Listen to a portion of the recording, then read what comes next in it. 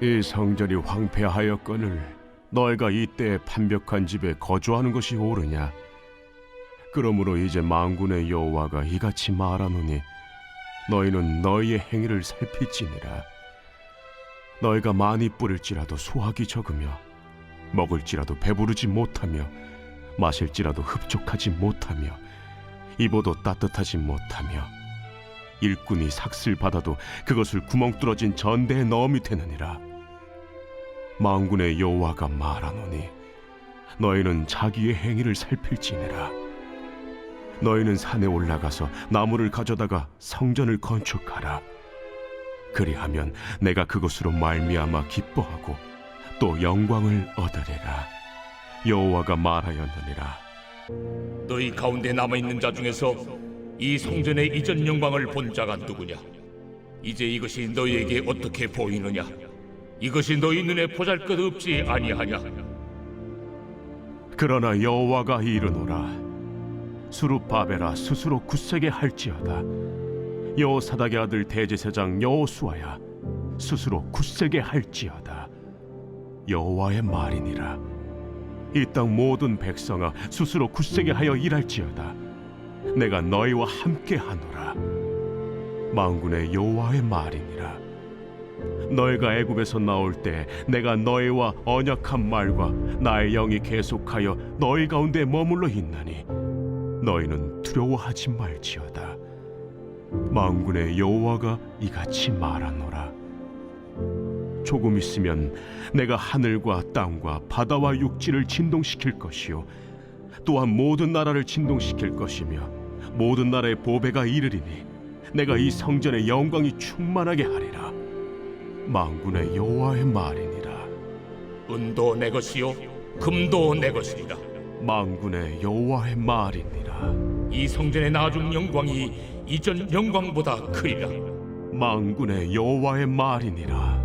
내가 이곳에 평강을 주리라. 만군의 여호와의 말이니라. 성도 여러분 안녕하세요. 오늘도 말씀의 은혜로 승리하는 저와 여러분 되길 주님의 이름으로 축원드립니다. 우리가 이번 한 주는요 구약 성경의 37번째 책이었던 학개서 여행을 떠났습니다. 어제 전체 읽기까지 다 끝냈고 오늘은 우리가 이제 마지막 우리 이 학개서의 의미들을 되돌아보는 전체 리뷰 의미로 되돌아보는 학개 우리 이 갈무리를 하도록 하겠습니다. 앞에 듣고 오셨던 것처럼 학개서를 마무리하면서 학개서의 핵심 구절은 1장 8절과 2장 9절입니다. 읽어볼게요. 1장 8절 너희는 산에 올라가서 나무를 가져다가 성전을 건축하라. 그리하면 내가 그것으로 말미암아 기뻐하고 또 영광을 얻으리라. 여호와가 말하였느니라. 아멘. 2장 9절입니다. 이 성전의 나중 영광이 이전 영광보다 크리라. 만군의 여호와의 말이니라. 내가 이곳에 평강을 주리라. 만군의 여호와의 말이니라. 아멘. 그렇습니다. 그래서 우리 이 학개서에 대한 아주 전체 내용을 아주 잘 나타내주는 구절들인데요. 그래서 이 학개서도 두 개의 기둥을 한번 살펴볼 필요가 있어요. 한쪽 기둥은 무엇인가? 멈춰진 성전의 공사를 다시금 재건하기 위한 성도의 우선순위를 조명하는 책이 바로 학개서이기도 합니다. 그러면서 또 한쪽의 기둥은 뭐냐?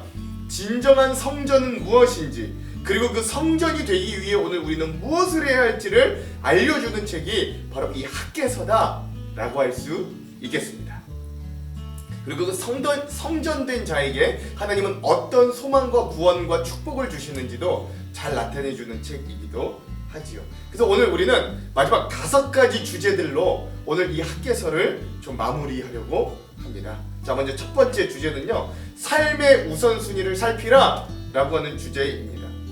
학개 선지자는 주전 587년에 완전히 멸망하였던 남유다, 그러니까 남유다까지 멸망함으로 이스라엘이 완전히 멸망했거든요.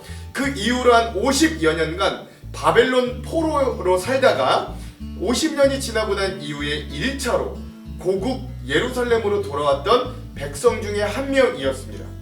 고국으로 돌아온 이스라엘 백성들이 성전 건축을 아예 하지 않았던 건 아니에요. 이들도 돌아오자마자 하나님의 성전을 지을 생각에 기대를 찾습니다.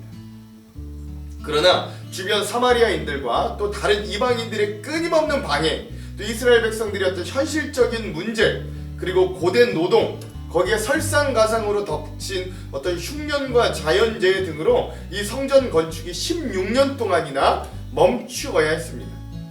그렇게 성전이 방치된 지 16년이 되었을 때 학계 선지자는 분연이 일어나서 4개월 동안 4번의 메시지를 선포하는 거예요. 학계 선지자는 66년 전 완전히 무너졌던 성전을 성전의 공사를 재건해야 되겠다라고 하는 임무를 맡았습니다.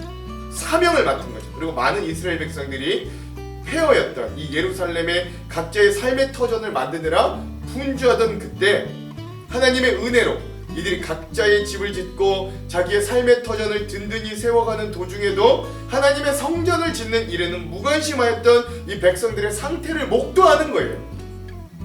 그리고 신앙의 집을 먼저 세우는 것이 영적 우선순위임을 백성들에게 일깨워 주는 것입니다. 그래서 학계는 성전을 다시금 짓고 신앙을 우선적으로 회복하도록 촉구하는 부흥사이자 설교가였어요. 학계는 그래서 우선순위를 말합니다. 학계 선지자는 포로기 이후 유다 백성들이 경제적으로 어려움을 겪고 있는 것, 특별히 대표적으로 이야기하자면 학계에서 1장 6절에 보면 이렇죠.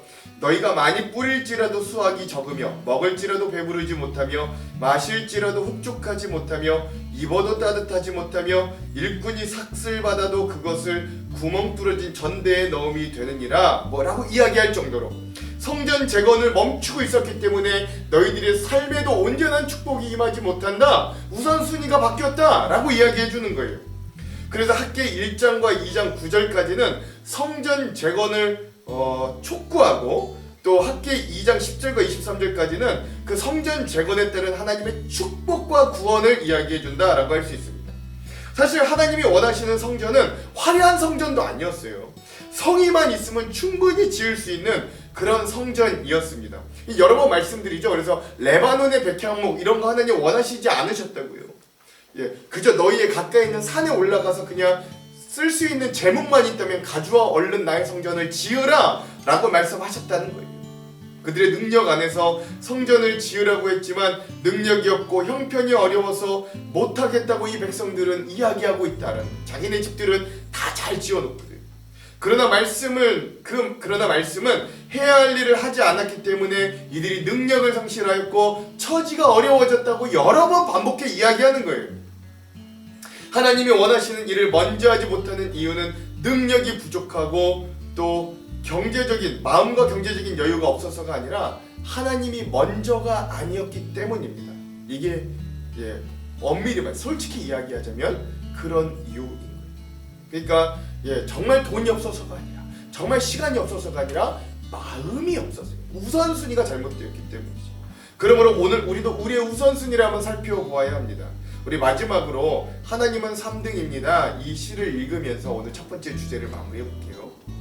하나님은 3등입니다.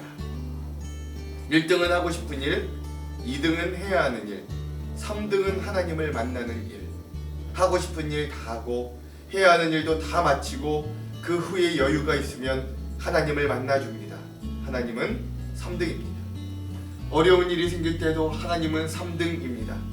내 힘으로 한번 해보고 그래도 안 되면 가까이 있는 사람에게 도와달라 하고 그나마도 안 되면 하나님을 부릅니다. 하나님은 3등입니다. 거리에서도 3등입니다. 내게 가장 가까이 있는 것은 내 자신, 그 다음은 내 마음을 알아주는 사람, 그 다음에야 저 멀리 하늘에 계신 하나님이십니다. 하나님은 3등입니다. 그런데 하나님께 나는 1등입니다. 무슨 일이 있어도 내가 부르기만 하면 도와주십니다. 내가 괴로워할 때는 만사를 제쳐놓고 달려오십니다. 아무도 내 곁에 없다고 생각이 들 때에는 홀로 내 곁에 오셔서 나를 위로해 주십니다. 나는 하나님께 언제나 1등입니다. 나도 하나님을 1등으로 생각했으면 좋겠습니다. 만사를 제쳐놓고 만나고 작은 고비 때마다 손을 꼭 잡은 내게 1등으로 가까이 계신 하나님이셨으면 좋겠습니다. 나를 1등으로 삼으신 하나님을 우리 모두가 1등으로 모시고 살게 되었으면 좋겠습니다. 아멘. 그렇죠. 여러분들 오늘 우리가 이 학개서를 읽고 또 갈무리하면서 오늘 우리의 신앙생활의 우선순위는 어떤가, 하나님이 3등인가 아니면 1등인가 꼭 기억할 수 있기를 간절히 소망해 봅니다. 자, 두 두 번째 주제는요, 하나님께서 여전히 우리와 함께 하신다 라고 하는 주제입니다. 이 학개 선지자 당시 이스라엘 백성들이 16년 동안이나 성전 건축을 멈췄던 이유가 있습니다. 크게 세 가지를 들 수 있는데, 첫 번째는 뭐냐면 50여 년이 넘는 포로 생활 이후 고국의 부푼 꿈을 가지고 돌아왔으나 그들에게 다가온 현실은 굉장히 남루한 현실이었다라는 거예요. 그래서 이들은 성전 건축에 대해 좌절감을 느꼈습니다. 또 둘째, 이들이 성전을 지으면서 사마리아와 주변 국가들의 끊임없는 견제를 받았는데, 그 이방 백성들이 어떻게 견제했느냐? 이들이 이스라엘 백성들이 성전을 지어 중심점을 모아서 그들 지금 다스리고 있는 페르시아 제국으로부터 반역을 꾀한다고 고발하는 거예요. 그러니까 그들이 우리는 반역을 꾀할 우리 그런 일이 없다라고 자신들의 모습을 입증하기 위해서라도 성전 공사가 중단되었습니다. 마지막 셋째, 이들은 아직도 하나님이 자신들의 죄를 용서하셨다고 믿지 않았어요. 왜냐하면 자신들이 처한 상황은 고국에만 돌아왔을 뿐이지 여전히 비참했기 때문입니다. 근데 그때요, 학개 선지자는 이런 백성들이 이런 좌절하고 또 포기할 수밖에 없는 이야기를 완전히 혁파할 놀라운 일을 선포하는 거예요. 그게 뭐냐? 하나님께서 선지자인 나에게 말씀해 주시기를 하나님이 너희와 함께 하신다 라고 말한다라는 것이죠. 여러분 상상해 봅시다. 이 말을 했을 때 학개 선지자는 조용하고 힘없이 말했을까요? 아니면 애처로운 마음으로 강렬하게 선포했을까요? 저는 굉장히 강렬하고 애처롭게 여전히 하나님이 너희와 함께 하신다 라고 이야기했을 거라고 여깁니다. 그리고 그런 학개 선지자의 외침에 백성들의 마음이 드디어 녹아내리는 거예요. 그동안 하나님께서 우리를 버리신 줄 알았는데, 그래서 우리의 비참한 인생이 하나님의 벌이라고만 생각했는데, 이들은 여전히 하나님께서 우리와 나와 함께 하신다는 사실을 마음으로 진정 받아들이게 된 거죠. 50년이 넘는 시간 동안 그들의 죄로 인해 포로가 되었어도, 그런 하나님의 징계를 받았어도, 그래서 그들의 현실은 지금 시궁창 같아도 그들은 하나님께서 여전히 우리를 버리지 않으시고 함께 하신다는 걸 이 학개 선지자의 부르짖는 외침에 깨닫게 되는 것입니다. 그리고 그것이 그들의 인생에 잃어버렸던 의미들을 되찾아 주는 거죠. 맞아, 나는 하나님이 함께 하시는 하나님의 자녀지, 하나님의 백성이지, 나는 그 하나님과 동행할 때 진짜 의미 있는 삶이 되지 라는 의미, 정체성, 또 그런 이 신앙의 어떤 뜨거움을 회복하게 되는 것입니다. 그래서 이들은 비로소 자신들의 위치와 의미와 정체성을 회복하는 놀라운 변화를, 다시금 성전을 지을 수 있는 행동력을 가지게 되는 거예요. 오늘 우리는 이 지점을 좀 기억해 볼 필요가 있습니다. 이스라엘 백성들이 마음이 뜨거워진 이 지점, 그리고 그들의 순종이 시작됐던, 행동력이 시작됐던 이 지점은 여전히 나와 함께 하시는 하나님을 진정으로 기억해내었던 그 지점이었다라는 거예요. 그러므로 오늘 우리도 하나님이 계시지 않는 것 같은 현실을 살아갈 때가 참 많습니다. 당장 나를 도와주시지 않는 하나님, 응답하지 않는 하나님이 때론 야속하게 느껴지기도 해요. 그러나 기억하십시오. 그럼에도 불구하고 하나님은 여전히 나와 우리와 함께 계신다라는 거예요. 여러분 이런 예화 잘 아시죠? 옛날에 어떤 사람이 하나님이 나와 함께 하신다는 약속을 믿고 모래사장을 걷기 시작했습니다. 그 사람은 분명 하나님과 내가 동행한다고 여겼어요. 어느 순간 모래사장을 많이 와 있었는데 뒤를 돌아보니까 발자국이 하나밖에 없는 거예요. 뭐지? 하나님 나와 동행하신다고 했는데 왜 발자국이 하나밖에 없지? 이 사람이 하나님을 원망하기 시작합니다. 하나님 나와 동행하신다고 했는데, 나와 함께 계신다고 했는데 왜 내가 뒤돌아본 저 모래사장에는 발자국이 내 발자국 하나밖에 없나요? 하나님 나와 함께 하신다고 하면서 하나님의 약속을 어기신 건가요? 하나님을 막 원망하기 시작한 거예요. 막 울며 좌절하며 주저앉았습니다. 근데 그때 하나님이 그에게 찾아오십니다. 그리고 그에게 이렇게 말씀하시는 거예요. 얘야, 저 발자국은 네 것이 아니야. 저 발자국은 내 것이란다. 근데 그러면 네 발자국은 어디 있었냐고? 네 발자국은 없단다. 왜냐면 네가 저 힘든 모래사장을 걸을 때마다 나는 너를 업어서 안아서 그 길을 걸었기 때문에 저 모래사장에는 너를 안고 업고 걸어갔던 내 발자국 하나밖에 없었단다 라고 이야기하셨다라는 거죠. 여러분 이걸 기억하십시오. 오늘 우리도 여전히 우리를 안고 업고 다니시는 사랑의 하나님의 손길과 우리를 업고 가셨던 그 하나밖에 없는 하나님의 발자국을 오늘 우리도 기억할 수 있어야 돼요. 그게 내 발자국이 아니라고요. 내가 혼자 걸어 하나의 발자국이 아니라 나를 업고 가시는 하나님의 발자국이 여태까지 나와 함께 하셨던 내 인생의 여정이었음을 오늘 우리가 좀 기억할 수 있어야 됩니다. 그리고 그걸 기억할 때 혼자가 아니었구나, 하나님이 여태까지 나와 함께 해주셨구나, 그리고 앞으로도 나와 함께 해주실 것이구나 라는 소망을 발견할 줄 믿습니다. 우리 학개서를 마무리하면서 그러한 하나님의 은혜, 여전히 나와 동행하시는, 여태껏 나와 동행해 주셨던 그 하나님의 은혜, 나와 함께 하신 하나님을 꼭 발견할 수 있게 되기를 간절히 소망합니다. 자, 세 번째, 멈추었던 성전 공사를 다시금 시작하라 라고 하는 주제입니다. 제가 어제도 말씀드렸지만 우리가 이미 앞서 보았던 에스라서는 성전 공사의 전 과정이 다 나타나 있습니다. 그러나 오늘 우리가 읽었던 이 학기에서는 중단되었던 성전 공사를 다시금 일으키는 이야기인 거예요. 이스라엘 백성들이 16년 동안이나 성전 공사를 멈추었던 이유는 다른 수많은 핑계들이 있었겠지만 그들 가운데 함께 계셨던 하나님을 잊어버렸던 결과다라고 할 수 있습니다. 그들은 그들과 함께 계신 하나님을 잊고 자신들의 현실에만 눈을 고정하였어요. 그리고 비참하고 남루한 현실, 신앙적으로 살기엔 녹록지 않은 상황에 스스로 하나님과는 동행하기를 포기하고 현실의 삶만을 살았다는 것이죠. 그러나 학개 선지자는 이런 오랜 기간 멈추었던 성전 건축을 다시금 재건하기 위해 뜨거운 설교로 백성들의 마음을 두드립니다. 그리고 그 말씀을 통해 넘어져 있던 백성들의 마음이 감동되고 흥분되기 시작했어요. 그래서 학개서 1장 13절과 14절은 이렇게 증언합니다. 그때의 여호와의 사자 학개가 여호와의 위임을 받아 백성에게 말하여 이르되 여호와가 말하노니 내가 너희와 함께하노라 하니라.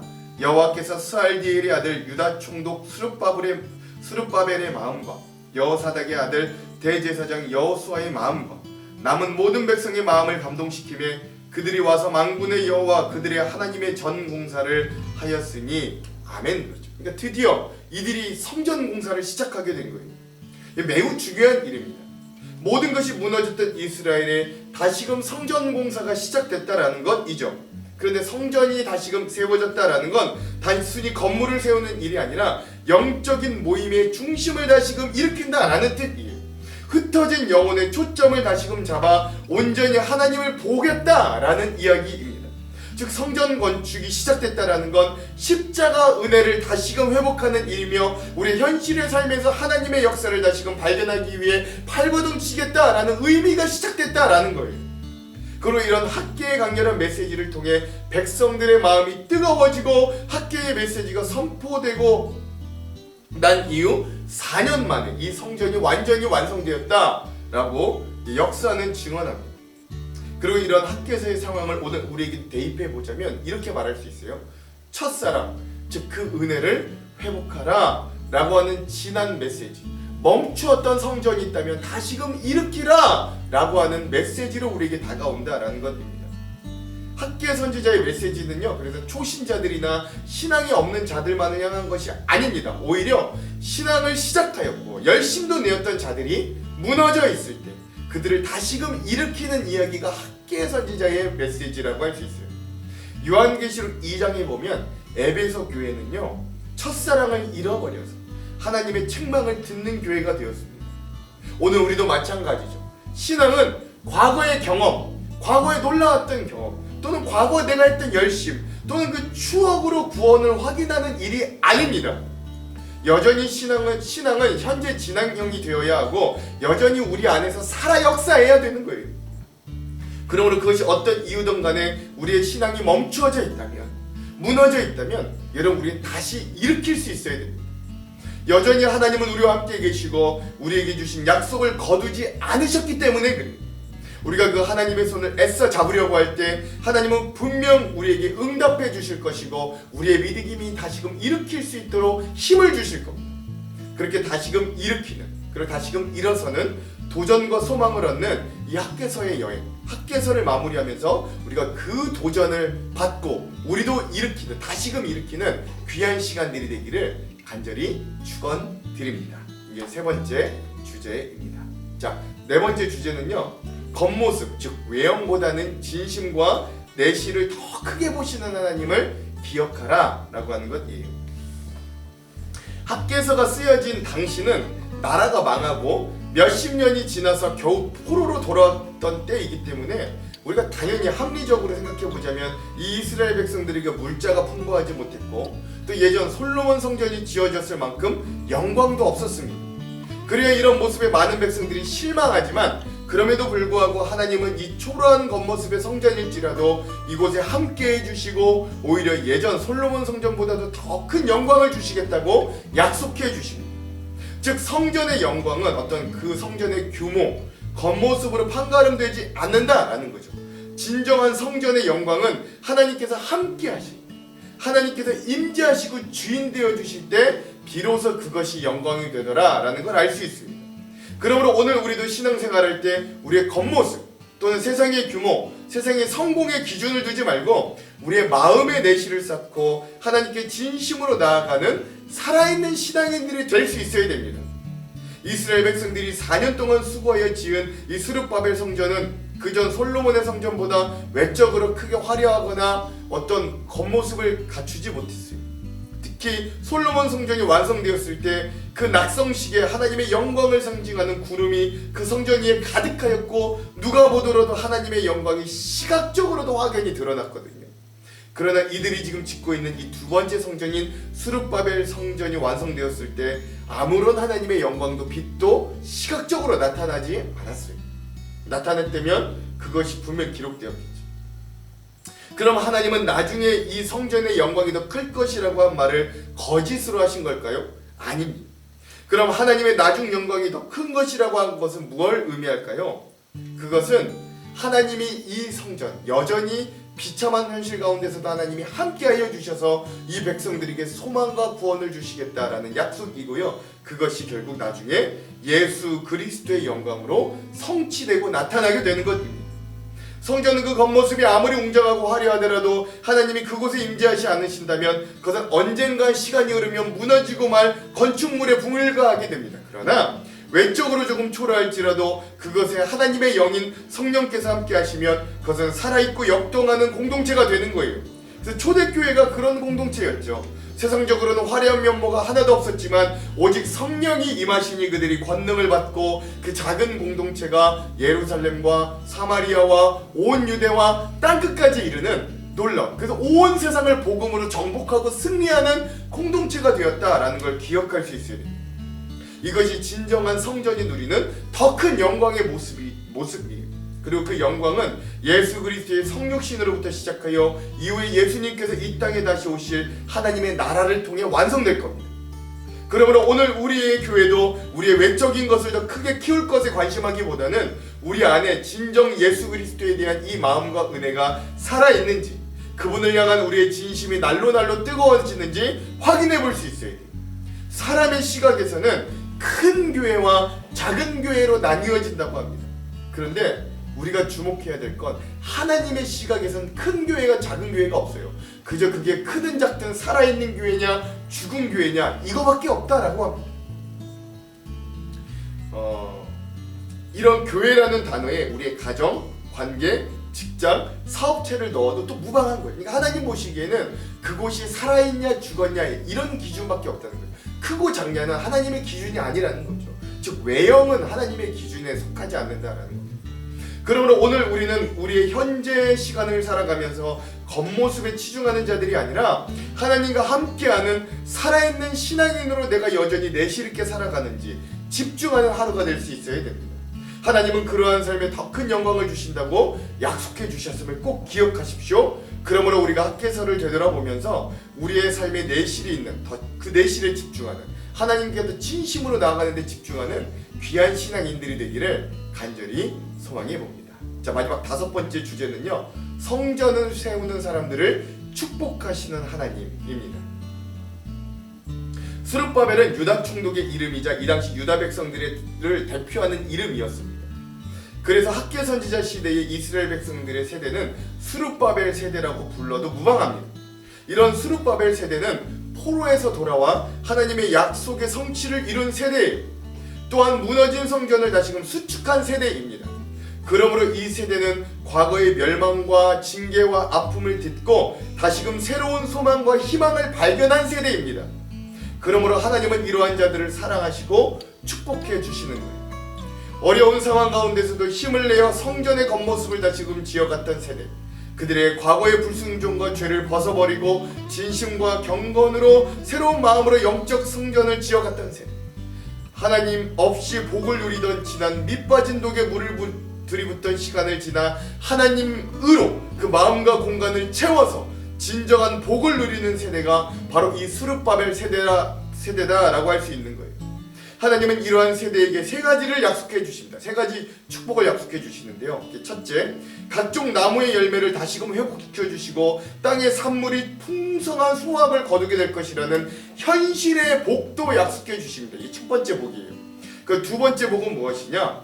이들을 그동안 괴롭혔던, 이들을 그동안 하나님께 나아가지 못하게 했던, 괴롭히고 벌주었던 하나님의 심판의 도구가 되었던 열방도 하나님이 하늘과 땅을 진동시켜 이들을 다 심판해 주시겠다는 보호와 역전의 약속이었어요. 마지막 세 번째 약속은요, 하나님께서 회복하시는 날에 하나님께서 성전을 세운 이 백성들을 다시금 세워주시고 자신의 인장과 같이, 즉 왕의 옥새와 같이 사용하시겠다, 이들을 다시금 제사장 나라로 회복시켜 주시겠다라고 하는 축복의 약속이었습니다. 그러므로 이러한 소망에 대한 약속은 이런 어려움 가운데서도 성전을 짓고 있는 이 백성들에게 참으로 위로와 힘이 될 것은 분명한 거였어요. 성전 지대를 쌓았던 그날부터 이런 하나님의 소망과 축복이 시작되었습니다. 그렇다면 오늘 우리는 어떤 세대일까요? 오늘 우리도 새로운 세대, 즉 예수 그리스도의 세대로 우리는 살아가는 사람들입니다. 그러므로 우리도 이러한 새로운 세대로서 우리의 삶 가운데 진정한 성전 지대를 쌓아가며 살아가는 축복된 세대가 되어야 합니다. 그렇다면 우리의 삶 속에 이런 성전 지대를 쌓아간다는 건 뭘 의미할까요? 그건 우리의 마음의 주인의 자리에 예수 그리스도를 다시금 모셔드리는 그런 일들이라고 할 수 있겠습니다. 그것이 시작입니다. 오늘 우리는 돈, 권력, 쾌락, 출세, 성공이 우리의 마음 가운데 이미 주인으로 가득 차 있습니다. 그러나 그것들을 몰아내고 결별하여 예수 그리스도의 십자가 은혜를 다시금 내 마음의 중심, 주인의 자리에 모셔드릴 때 비로소 우리의 일상과 인생의 소망과 축복이 시작되는 거예요. 하나님의 말씀, 성령님의 충만하신 인도와 성령님의 충만함과 인도하심, 그리고 우리를 일으키시는 예수님의 그 사랑, 십자가 사랑이 우리의 마음에 온전히 회복되는 충만함이 임할 때, 그때 영원히 잘 되는 것처럼 하나님은 우리의 범사와 강건을 허락해 주실 것입니다. 저는 이러한 소망과 축복이 우리 모두에게도 가득하기를 간절히 소망해 봅니다. 오늘 우리의 마음의 성전은 건강하십니까? 우리가 예수 그리스도를 받아들인 새로운 세대로서 다시금 이런 마음의 성전을 짓고 나아가는 세대, 새로운 세대로 서고 계십니까? 오늘 우리의 삶의 우선순위는 정말 온전한 순서로 질서 정연하게 놓여져 있습니까? 그러므로 오늘 우리의 삶에 진정한 이러한 성전 지대가 놓여지기를 소망해 봅니다. 그때 성전을 세워가는 이 새로운 스룹바벨 세대에게 하나님의 축복이 임했듯이 오늘 예수 그리스도의 세대인 우리에게도 이 마음의 성전을 다시금 세워감으로 하나님의 놀라운 축복과 은혜가 풍성하게 임하는 우리의 삶이 되기를 이 학개서를 마무리하면서 주님의 이름으로 축원드립니다. 내일부터는 우리가 스가랴, 다음부터는 우리가 스가랴 여행을 떠나가도록 할게요. 기도하겠습니다. 하나님, 오늘 여태까지 이렇게 학개서 여행을 은혜 가운데 떠나게 해주시니 감사합니다. 이 말씀을 통해 우리에게 주시는 귀한 도전과 의미들을 잘 기억하며 우리도 우리의 삶의 우선순위, 신앙의 우선순위, 우리의 마음의 성전, 또 성령이 주인 되어 주신가 인도하시고, 그리고 그 모든 일들을 통해 우리를 축복하시고 구원하시는 하나님을 다시금 마음으로 새기는 귀한 시간 될 수 있도록 인도하여 주시옵소서. 그렇게 하실 주님을 기대하며 예수님 이름으로 기도합니다. 아멘. 오늘은 이 영상 이후에 클래식 콰이어의 우리를 사용하소서 이 찬양을 듣고 영상을 마무리하도록 하겠습니다. 그럼 사랑하는 성도 여러분, 오늘 하루도 말씀으로 승리하십시오. 사랑하고 축복합니다.